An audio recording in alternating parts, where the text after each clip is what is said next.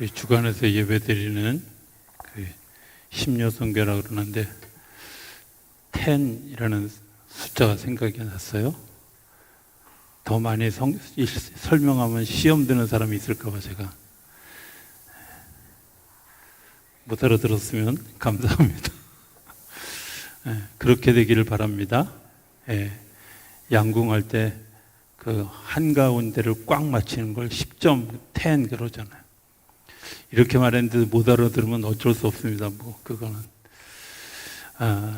할렐루야. 하나님 살아계십니다. 살아계시니까 하나님의 은혜와 평강과 축복이 우리 되기를 주 이름으로 축복합니다. 소리가 왜 울리죠? 좀 이상하지 않아요? 괜찮아요? 이거 하이를 좀만 보여줄래요? 괜찮아요? 네. 현대를 살아가면서 많은 사람들이 병을 앓고 있다, 또 장애를 앓고 있다, 이런 이야기를 합니다. 병이라는 말하고 또 장애라는 말 두 단어가, 병이라는 말은 disease라고 하는 용어를 쓰고, 장애라는 말은 disability라고 합니다.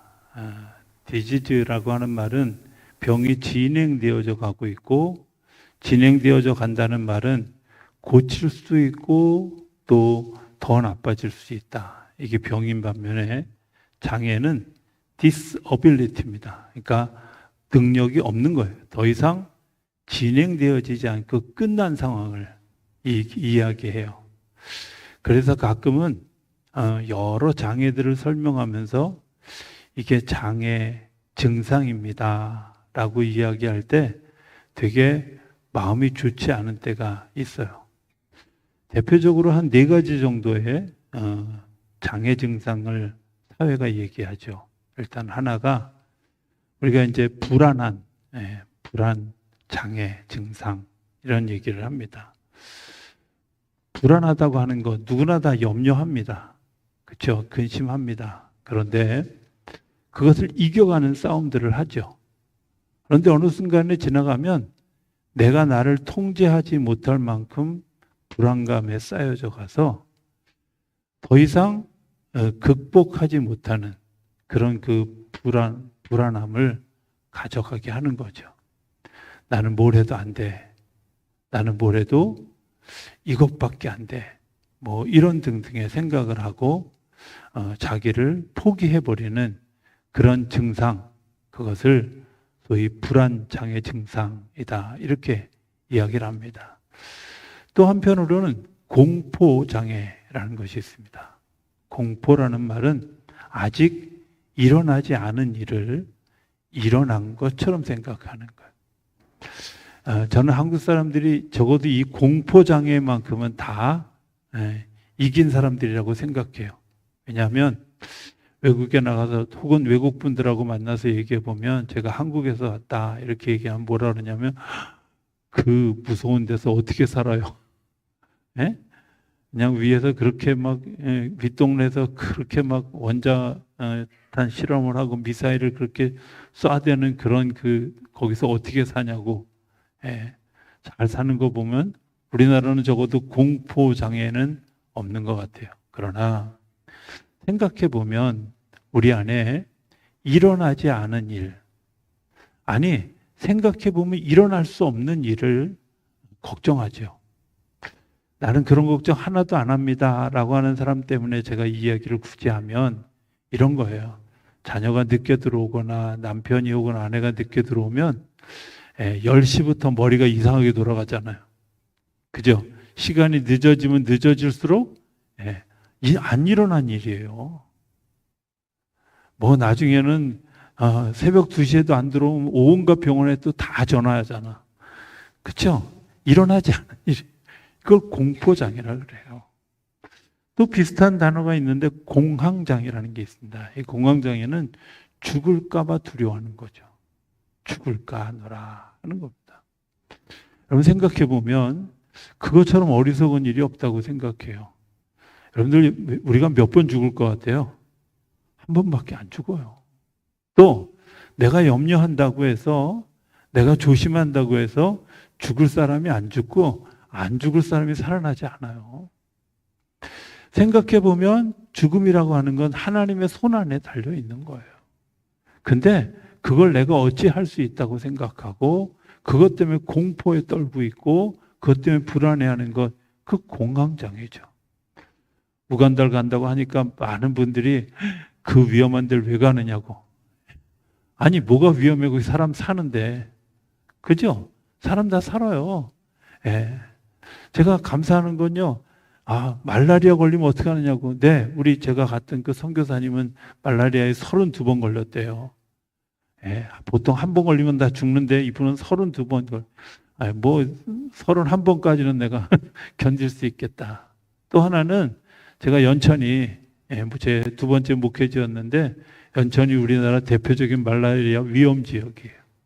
군대 생활 많이 했던, 제가 파주에서 군대 생활했는데 거기는 스스가무스라고 하는 병, 잔디밭에 누우면 어느 사이에 모르게 죽는 그 병 있는 위험 지역이에요. 근데 거기서도 2년 3개월 살았고요.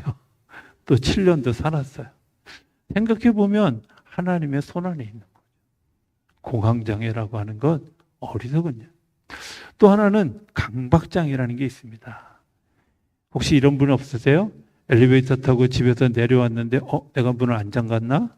요즘은 뭐 그냥 문만 딱 닫히면 다 잠기니까 안 그러지만 옛날에는 뭐 열쇠로 잠갔는지 안 잠갔는지 또 뭐 가스불은 끄고 나왔는지 안 끄고 나왔는지 이런 거 있잖아요. 그렇죠? 제가 양문교에 있을 때 어느 가정에 신방을 갔는데 방마다 문마다 글씨가 써 있어요. 가스불, 전기불 확인. 그래도요 켜고 나오더라고요. 그럼 생각해 보세요. 이게 강박장애예요. 내가 실수하면 어떻게 하나? 내가 잘못하면 어떻게 하나? 생각해 보면 목사에게 또 혹은 지도자들에게 가장 많이 생길 수 있는 증상이 이 강박장애죠. 실패하면 어떻게 하나 하는 겁니다. 저는 그렇게 생각해요. 실패하면 어떻게 하나가 중요한 게 아니라 실패할 수도 있지. 최선을 다했으면 거기서 얻어지는 게 있는데 어떤 일을 시도했다가 실패할 수 있어요. 어떤 일을 시도했다가 내가 넘어질 수 있어요. 아니, 계산을 잘못할 수도 있어요. 그것 때문에 일을 시작도 안 한다는 것처럼 어리석은 일이 어디 있어요. 그렇잖아요. 하나님은 우리에게 이런 장애를 가지고 있는 사람들에게 주시는 말씀이 있는데 빌립보서 4장 4절의 말씀이에요.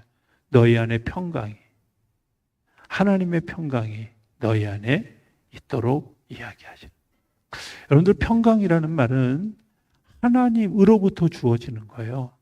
내가 돈 주고 살 수 있는 것도 아니고 내가 노력해서 얻을 수 있는 것도 아니고 내가 공부해서 얻을 수 있는 게 아니에요.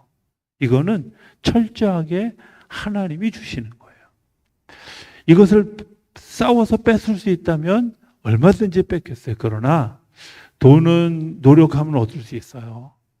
또 싸움을 잘하면 전쟁에서 승리할 수 있어요. 그러나 평안은 결코 그렇게 해서 얻어지는 게 아니라는 거예요.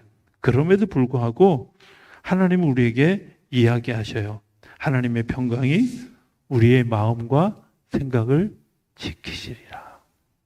여러분들, 우리의 마음과 생각을 하나님이 지켜주셔야 돼요. 하나님이 우리의 마음과 생각을 지켜주시지 아니하시면 우리는 불안할 수밖에 없고 공포에 떨 수밖에 없고 공황장애를 일으킬 수밖에 없고, 그리고 우리의 삶에 정말 치명적인 그런 그 삶을 흔드는 강박장애가 우리의 삶을 흔들 수밖에 없어요. 저는 설교를 준비하면서 이런 생각을 했어요. 내가 이런 장애가 아닌 것을 감사한다. 왜? 하나님이 주시는 평강, 하나님이 주시는 그런 은혜가 내 안에 있기 때문에 하는 거죠. 하나님께서 제 마음을 다스려 주시죠. 하나님 우리의 마음을 다스려 주셔요. 우리가 염려할 때 염려하지 말아라. 우리가 두려워할 때 두려워하지 말아라. 죽을까 염려할 때 염려하지 마라. 내가 너를 위해서 자기를 부인하고 자기 십자가를 지고 나를 따르라고. 내가 나를 따라오는 길은 내가 곧 길이요 진리요 생명이니 나를 믿는 자는 죽어도 살겠고 무릇 살아서 나를 믿는 자는 영원히 죽지 아니하리라 말씀하신 거잖아요. 뭐 때문에 두려워할까요? 강박장애? 여러분들 실패하는 것 생각해 보면 실패하는 것 누구든지 할 수 있습니다. 베드로는요 수없이 실패했어요. 우리가 잘 모르는 이야기가 있습니다. 베드로의 실패는 성경상에 여러 번 실패가 있는데 마지막 실패 하나가 있어요. 그게 뭐냐면 로마에 갔다가 로마에서 네로가 이제 불을 질러요. 불을 질리고 예수 믿는 사람들을 다 잡아 죽이겠다고 하니까 베드로가 도망을 가요.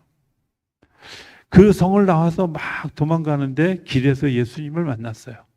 예수님이 질문합니다. 그게 질문이 영화 제목인 것 같지만 사실은 코어바디스라는 말이에요. 너 어디 가냐? 이렇게 물어.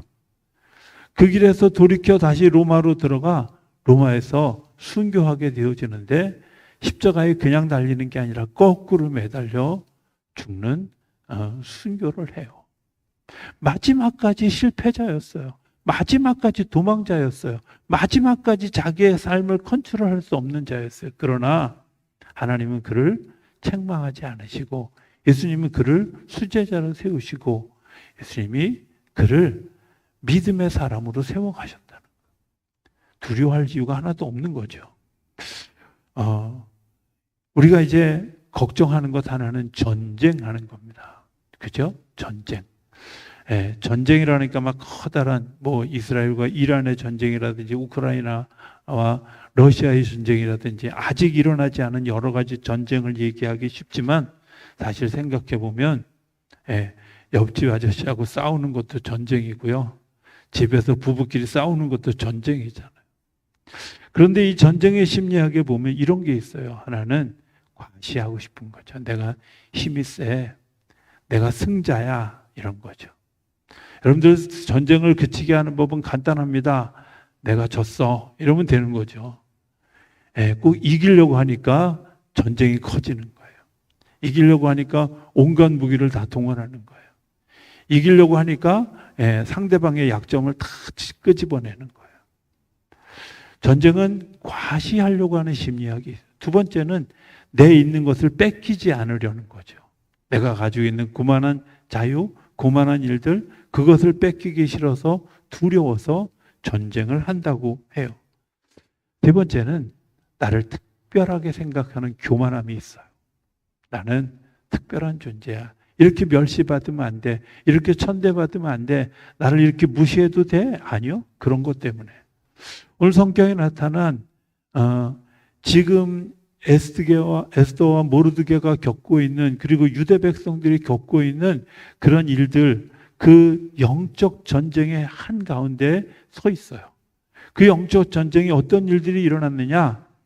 왕이 아하수에로라고 하는 왕이 하만이라고 하는 사람을 높여줘요. 하만이 그럴 만한 그릇이 아니라는 사실을 성경의 여러 곳에서 이야기하고 있어요.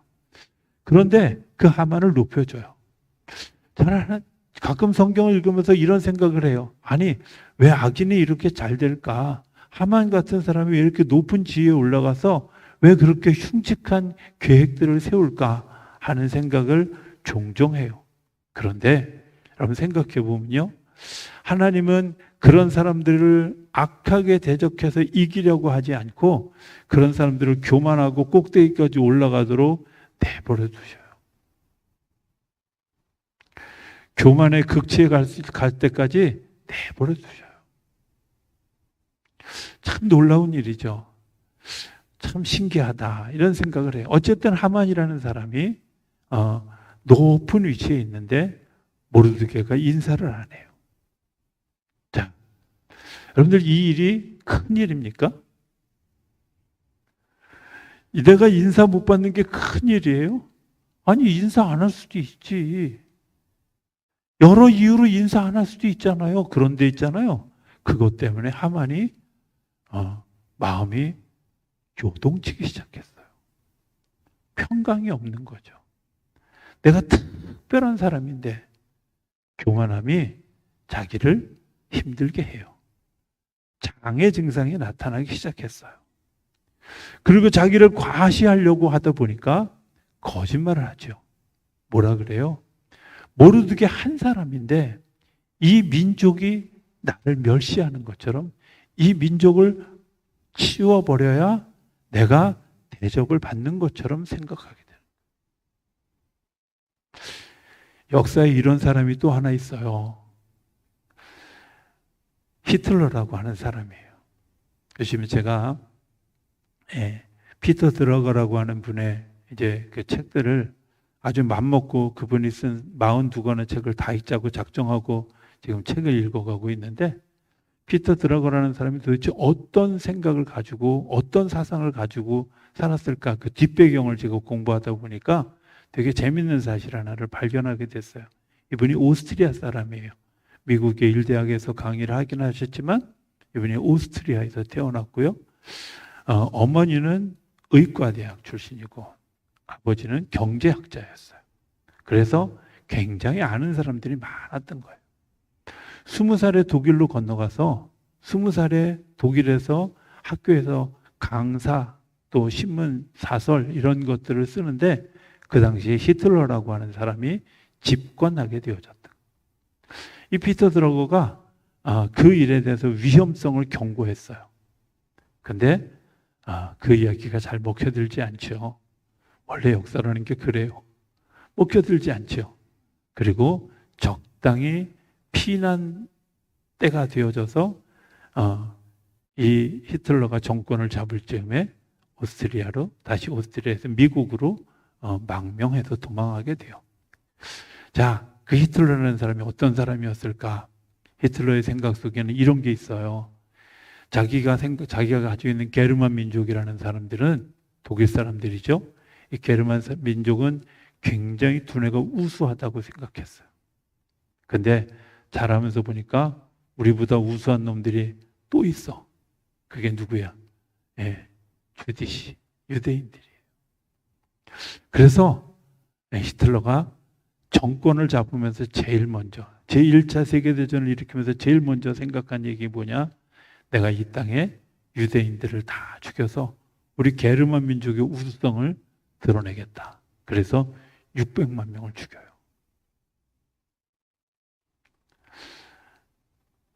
잘 실감이 안 가죠? 600만 명이 죽어요. 뭐 때문에?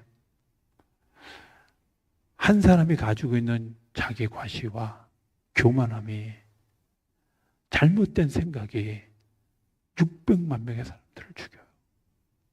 아우슈비츠라고 하는 감옥 속에서 수많은 유대인들이 죽어가면서 자기가 왜 죽어야 되는지, 내가 왜 이런 고통을 겪어야 되는지 그들이 그것을 고백하고 그 고백한 일들이 쌓여져 가면서 유대인들이 더 단합되어지고 세워져 가는.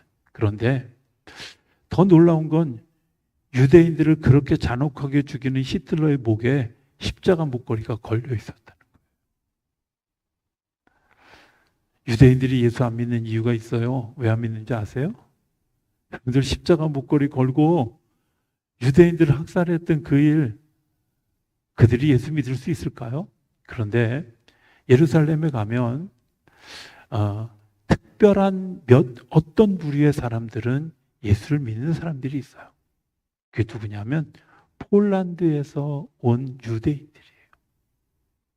왜 그랬을까 하고 역사를 뒤집어 가보니까 폴란드에는 그 당시에 300만 명 정도의 유대인이 살고 있었는데요. 이 300만 명의 유대인들 중에 많은 분이 죽기는 했지만 그 300만 명 중에 많은 사람들을 폴란드의 기독교인들이 그들을 구출해 줬어요.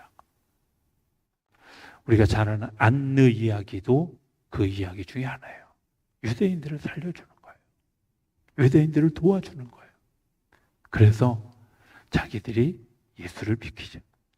제가 자주 얘기하지만 일본에 기독교에 여러 부류가 있는데 그 여러 부류 중에 한 부류, 우리나라 사람들을 고문하다가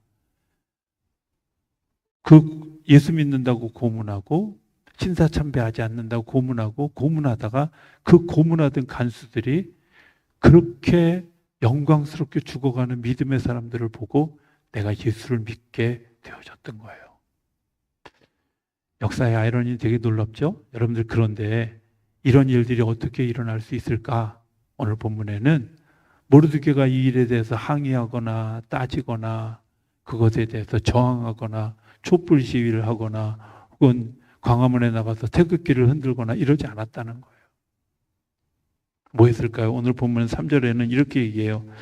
왕의 명령과 주소가 각 지방에 이름에 유다인이 크게 애통하여 금식하며 울며 부르짖고 굵은 베옷을 입고 재에 누운 자가 무수하더라. 여러분들, 이게 액션이 아니라 저희가 할 수 있는 일은 아무것도 없습니다. 하나님, 이건 제 손을 떠났습니다. 제가 할 수 있는 일은 아무것도 없습니다. 하고 하나님 앞에 내려놓는 거예요. 우리가 자주 쓰는 말이죠. 내려놓는다. 뭘 내려놓으셨어요? 뭘 내려놓으셨어요? 여러분들의 명예를 내려놓으셨나요? 여러분들의 권력을 내려놓으셨나요? 여러분들의 돈을 내려놓으셨나요? 여러분들의 그 자존심을 내려놓으셨나요? 아무것도 내려놓은 게 없어요. 그러니까 근심하는 거예요. 그러니까 공포에 떠는 거예요. 그러니까 죽는 것이 두려운 거예요. 그러니까 실패할까 봐 두려운 거죠. 내려놓는 일이, 내 판단과 내 생각과 내가 가지고 있는 그런 과거의 모든 것들을 내려놓으면 하나님이 일하신다. 피타드라가 얘기해. 자주 할지도 몰라요. 요즘에 그 책을 읽다 보니까. 제가 은혜 받은 이야기가 있어요.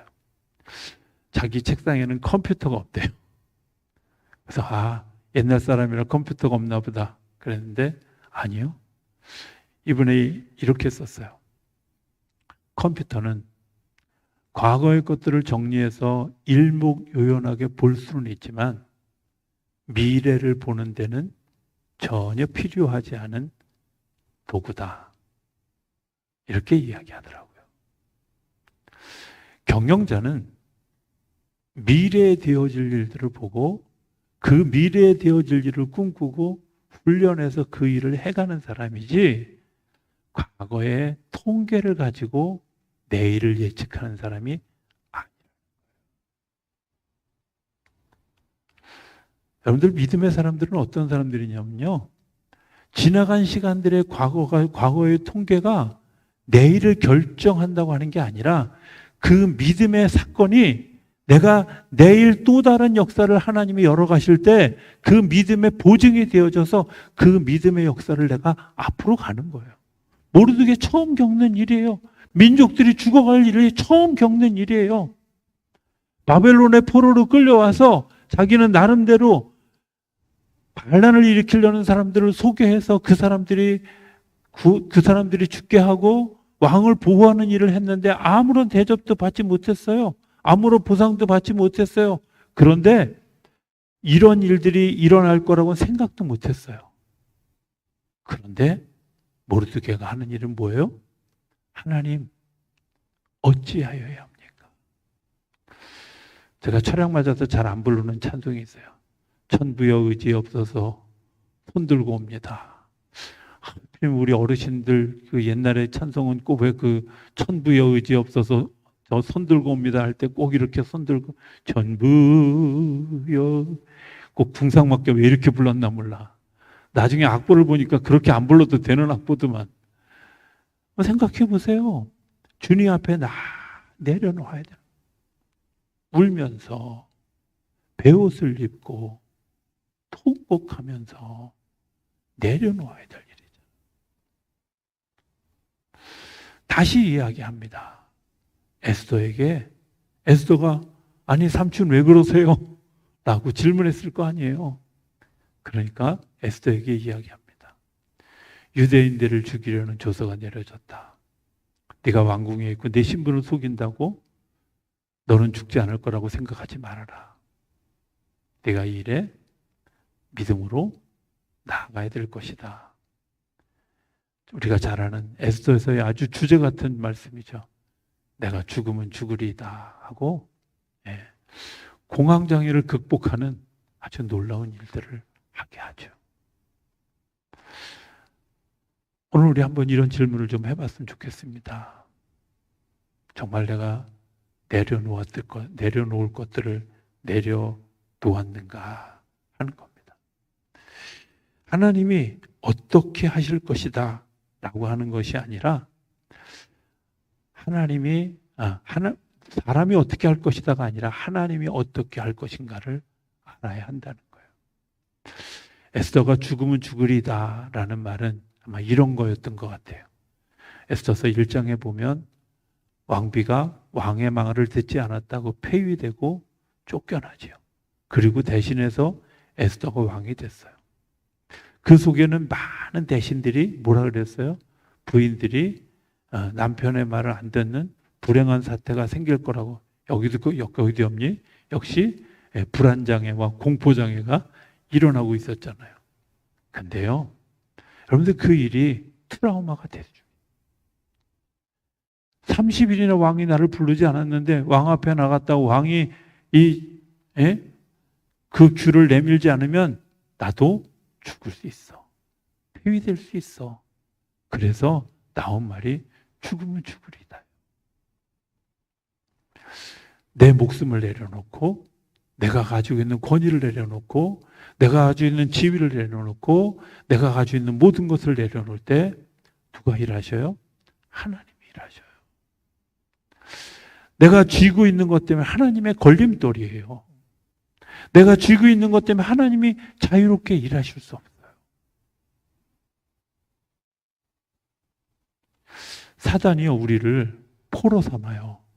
너 실패했었잖아. 그런 트라우마가 있잖아. 그런 전적이 있잖아. 그런 게 있잖아. 우리가 오두가도 서지 못하고 중간에 애매하게 서 있으면 죄송하지만 천사들이 화살을 쏠 때요, 우리가 맞을까 봐 화살을 쏠 수가 없어요. 우리를 보호하려고 공격 무기를 쓸 수가 없어요. 내가 죽어지고 내려놓아야 하나님이 일하시는 거예요. 내가 포기해야 하나님이 일하시는 거예요. 내가 주님 앞에 무릎을 꿇어야 하나님이 일하시는 거예요. 하나님이 일하시지 않는 것이 아니라 일하시는데 우리를 보호하시기 때문에 우리가 엎드려지지 않으면 일하실 수 없다는 거예요.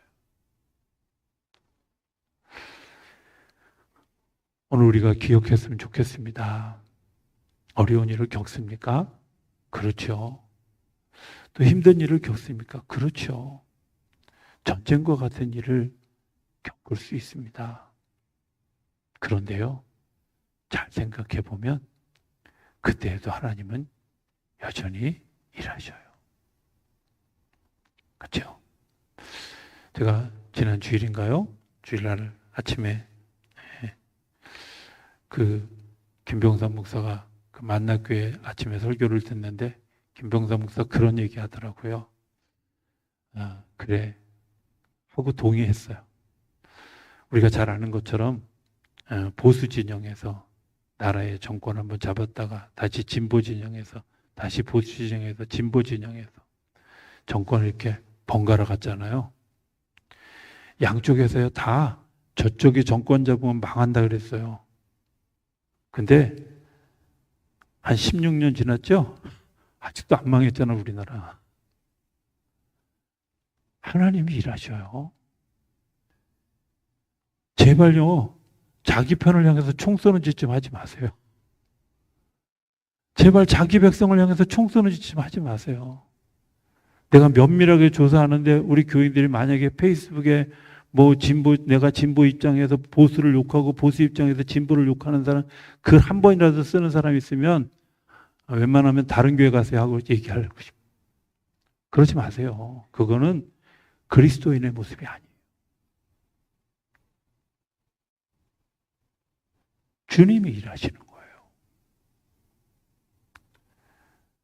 자기를 과시하고 자기 교만을 드러내고 내가 죽을까봐 두려워서 전쟁을 일으키는 일에 휘말려서 전쟁터에 서 있는 게 아니라 하나님이 하나님의 일들을 이끌어 가실 수 있도록 내가 내려놓고 주님 앞에 일할 때 주님께서 대신하여 싸워 이기게 하시는 줄로 믿습니다.